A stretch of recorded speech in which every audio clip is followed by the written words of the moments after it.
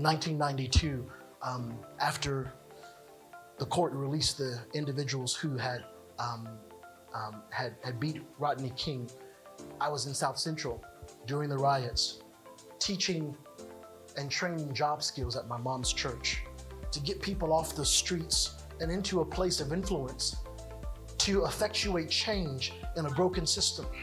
And the LA Board of Supervisors got together and wrote a proclamation, and it was just me. I didn't even have much job experience.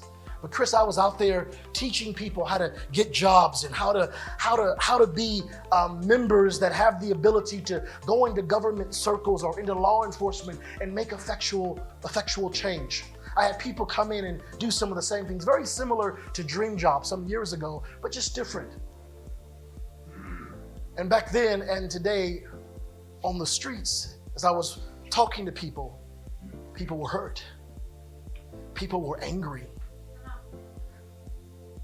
Now, if some people knew the things that you and I did when we were hurt and angry, it would be a Lifetime movie.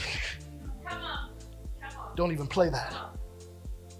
We just happen to see them express it out on the streets, in protests, and some in riots, in a wrong way, in violence. And I've learned that you will never be able to reach a group of people until you understand the root of their pain, the root of their hurt, the root of their story. Politics is the antithesis of the gospel. In John 8, when the woman was caught in adultery, she was brought to Jesus, and by Moses' law, she was to be stoned. But Jesus didn't adjudicate her sins in the court of public opinion. He knew everything about her. He had every record of every count lodged against her. He knew the names and the locations she had done stuff. Come on. He knew absolutely everything. But he didn't look at her and call her the name that we would call someone that might do that. He didn't call her despicable or sick or filth. He said, let he that is without sin,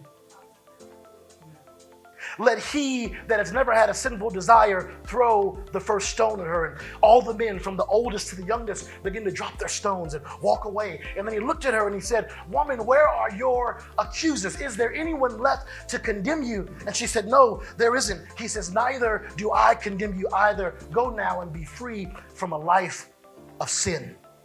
And that's the gospel of Jesus Christ, freeing us from sin and dealing with the accusers in our life.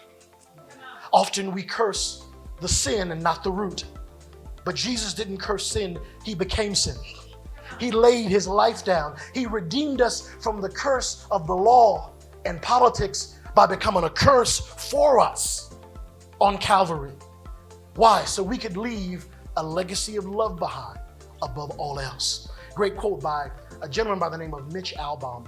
He says, "Love is how we stay alive after we're gone." Right.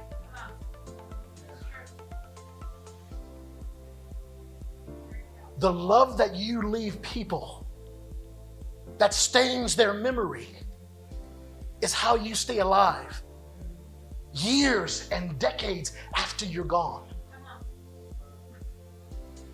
That's why we have a responsibility to deal with every giant that lives in our lifetime.